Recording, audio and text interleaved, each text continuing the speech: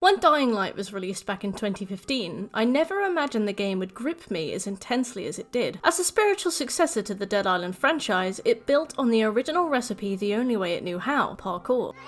Parkour was one of those trends that was weirdly big in the early 2010s, like Jesus bands or Ask.fm, and naturally it was the only direction a zombie-themed RPG could go, and I was obsessed. I spent days on it, just exploring the world, finishing quests, and completing random events. And when I came back to it in October 2021, I couldn't wait to get my hands back on it and earn that coveted platinum trophy. I experienced a lot more friction than I thought I would, and after 90 hours, I reckon I have enough of a perspective to talk about some of the things I would change in time for Dying Light 2. And for the record, I stayed as spoiler-free as I could on Dying Light 2. No trailers, no gameplay, not even a promotional poster. I've avoided it all, so some of these changes may well have been made, or may well very obviously not be added to the game this late in development, but I wouldn't know, because I live willingly in a bubble of ignorance. And that's all this is, just a quick, easy list of things I didn't quite appreciate about Dying Light, and if I had creative license, what I would change in time for the sequel. Feel free to let me know what you disagree with, what you agree with, and what you would love to see in the new Dying Light 2 game to be released this coming February. Either way, thank you for watching. For the record, I streamed much of my Dying Light 100% over on Twitch, so please pop over there and say hello sometime. Otherwise, please like and subscribe to my YouTube channel here for more content. So, let's get started, and beware pretty huge spoilers for Dying Light and the following.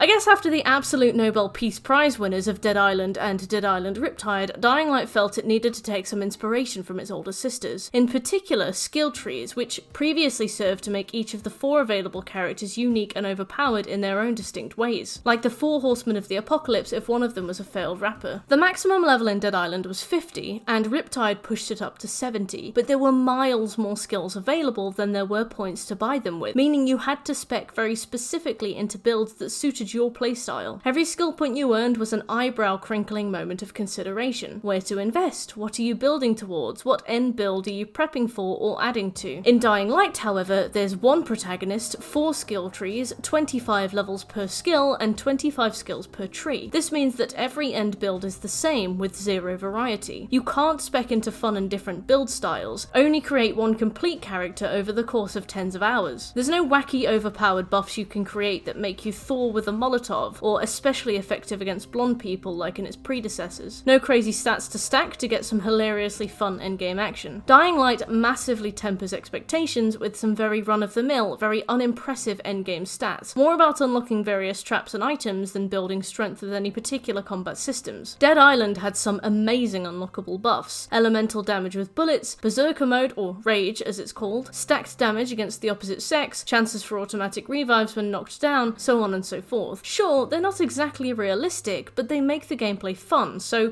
in my opinion that should be above anything else on the list. But that's not entirely the problem. I know it's the typical template of Deep Silver games to feature skill trees, but I'd rather have none than have a skill tree that segments up the absolute basics of combat and movement just to force you to unlock them over the course of 30 hours. The problem is that there was clearly so little inspiration for the skills you can earn that they end up carving up the absolutely fundamental skills you'd expect a military-trained freerunner to already possess. Heavy attacks, sliding, parries, and softening a fall with a roll, they're all snatched up and hidden behind hours of gameplay. Sure, you don't need to grind the levels, you'll get them naturally as you play, but it adds needless friction to the first few hours of the game to the point of making it an unpleasant experience to pick up and try. Speaking of, first impressions are always the most important. Over the course of my sentence as a fan of Dying Light, I've introduced about 5 people to it, and I brought them into my game as co-op partners. All of them played about 5 hours before they gave up. Many of the people I spoke to about it said they either dropped it after just a couple of hours or played it for over 100. I personally don't think that's a coincidence that the game repels the majority so early. It's appalling for the first few hours. The game starts you as a rookie with the combat ability of Patrick Star, who can't run for more than 6 seconds, can't swing a bat more than 3 times without having an asthma attack and can barely manage a single free-running technique. Bearing in mind this man is a military agent, it just doesn't add up that he collapses and dies after a brisk jog. It reeks to me of artificial progression. The game starts you 10 feet back, then forces you to crawl to the starting position. The combat and traversal finally gets fun about 15 hours in, and when people tell me they dropped the game after 4, I can hardly blame them. I've often told people that the game gets fun once you get to roughly level 12 in all of the skill trees, before promptly telling them that's exactly the reason why I won't be recommending the game to them. Life is too short to stagger around a poo-brown RPG until things start to tickle that little serotonin nubbin in the back of your brain. The aforementioned limited skill trees mean they have to be padded out with skills that shouldn't be locked out from the start, meaning your first few hours are clunky, awkward, and frustrating. You die more often than not because you've got the stamina of a PC gamer climbing the stairs, because your weapons degrade like tissue paper in the toilet, and because you can't maintain a run like you can an erection, and Kyle pulls both of his hammies trying to escape the tiniest altercation. Especially without fast travel, the game becomes a horrendous chore. Not to mention your lack of a grappling hook on a bare, flat starting map. If I had any creative license in Dying Light 2, you'd have the grappling hook from the beginning, and we'd scrap the slums. Add some of the better assets and locales to the outskirts of Old Town, some complexity, some geographical nuance, and fuck the slums. Fuck them. I mean, they're not as bad as the countryside, but we'll get to that.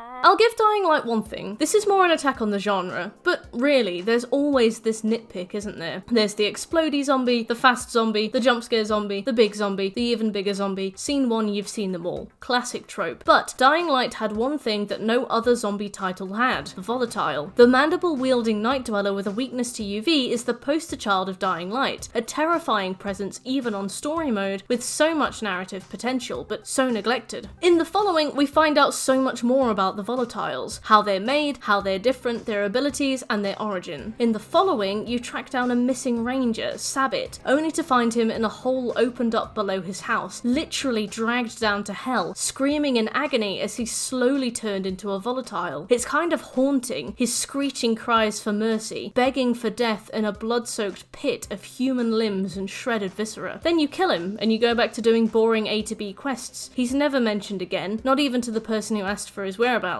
No note, no lore, no nothing. But it was so cool. The questions it raised, the fact that volatiles clearly need some kind of cocoon to catalyze their transformation. Unlike other enemies that transfer the infection via a bite and turn slowly, they maintain sentience, they talk via telepathy, a veritable Pandora's box of intrigue just ignored as we hop into the next fetch quest. The same goes for the Mother, a sentient volatile who pleads with you to stop the spread of the infection by dropping a nuke on all the boys and girls of Haram, knowing there is no cure, and that anyone using her serum or incense was just turning into a volatile like everybody else, but far more slowly. She's seen briefly in one cutscene from a distance, and then at the end of the game where you can either let her take you into the back room for some nuclear hanky-panky, or throw hands with her and be faced with the real terror of Dying Light, the first-person combat system. Considering all the boring back and forth required of you during the story of the following, the absolute rigmarole of running errands for boring NPCs while you earn the cult's trust, the endless driving in fragile cars along roads peppered with irritating obstacles, I can't help but know that the most interesting part of that DLC's story was locked away in a big dam in the last 5 seconds of the game, and exposited to you in a quick monologue cutscene before you make the final choice. I guess Meridia's voice actor was probably a bit expensive? Who fucking knows?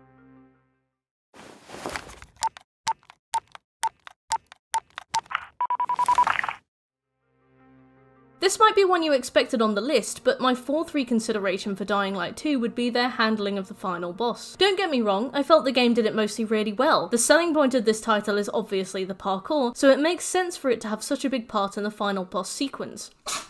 Bless you. I liked that, a timed rush to the final confrontation. Just, I don't know, I probably wouldn't have used a QuickTime event. Don't get me wrong, I don't think everything needs to be combat. I firmly believe that random QuickTime events tend to be used in games that want to tell a story but don't quite know how to do it properly. They slap in a few too many cutscenes, realise they're just making you watch a film instead of play a game, and then slap in some button prompts that you fail if you miss the timing on. But a game built from the ground up with such a gimmick and made to be engaging and interesting, such as Until Dawn, has just as much merit as a game without. I'm not even saying that the game needs an actual fight either. The following boss fight is preceded by a shooting section section at the lighthouse, a speedy car ride across the countryside, and a desperate climb up the dam, only for the boss fight to be weirdly broken as fuck, with the mother's screamy AoE hitboxes and melee attacks that do half your health bar in a single hit. I like the parkour segments and I think they're great, they can stay, but I just feel like this game wasn't made for 1v1 human combat except with guns, so maybe a gunfight? But that'd be shit. The Parkour Fever time trials were super fun, so maybe a really hard one of those. Bozak Horde was an excellent piece of DLC as well, but God knows how you'd wrangle that into the storyline. Maybe one that takes you around the city with occasional puzzles, combat segments, and agility challenges, I don't know. Maybe you chase Rice to the top of the tower and he gets ripped apart by a weird volatile demolisher hybrid, and you have to parkour onto some heavy machinery, activate it, and kill it that way. Either way, I found the final bosses both frustrating and underwhelming. I just felt for a game that touted its parkour as a selling point, it really should emphasize said parkour over the lackluster combat, because I feel like the final cutscene where you cut off Rice's hand in a QuickTime event is often far more remembered than things like the Parkour Fever time trials, or any of the amazing agility-based segments that got you to that final confrontation.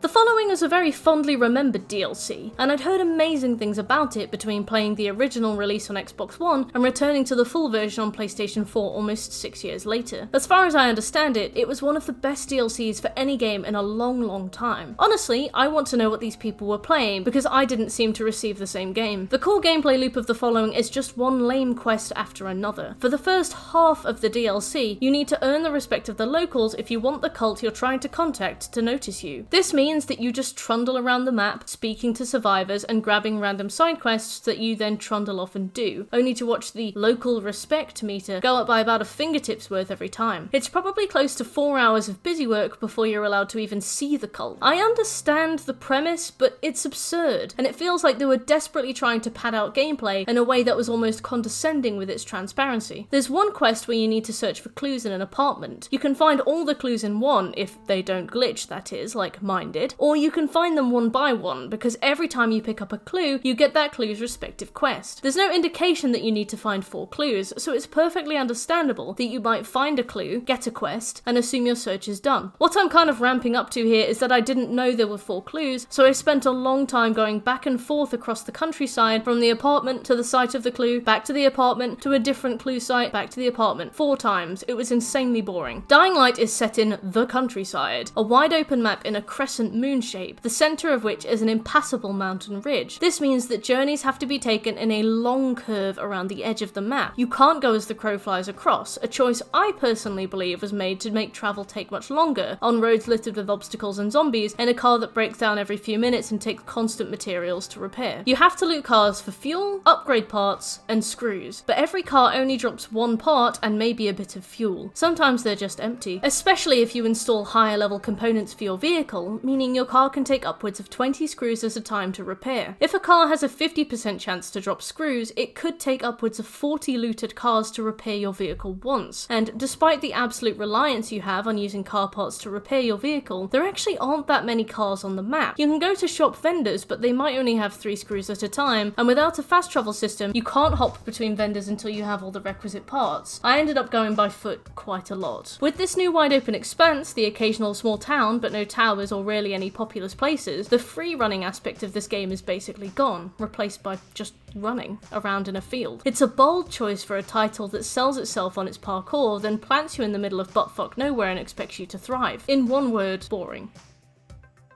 So there's my list for the 5 things I would change about Dying Light in time for the sequel. Doubtlessly, the developers won't be taking my advice, no matter how much I email them, and even if they cared, it's far too far down the line to make these changes, but I just wanted to get my opinion out there. What would you change? What did you like about Dying Light? What did you dislike? What would you like to see more or less of? Do you agree or disagree with any of my points in particular? Either way, thank you so much for watching. Like I said before, I streamed most of my Dying Light 100% over on Twitch, so please pop over there and say hello sometime. Otherwise, please like and subscribe to my YouTube channel for more content. Thanks again, and I'll see you in the next one.